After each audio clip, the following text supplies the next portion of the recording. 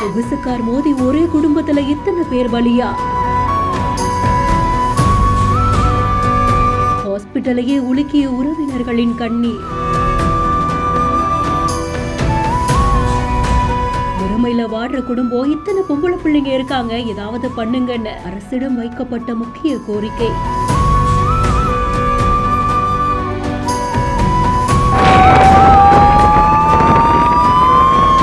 ராமநாதபுரம் மாவட்டம் திருப்புல்லானி பகுதியை சேர்ந்தவங்க தான் லாடசாமி. இவர்கள் பிளாஸ்டிக் பொருட்களை சேகரிச்சு விற்பனை செய்து வறுமையில வாடுறவங்க.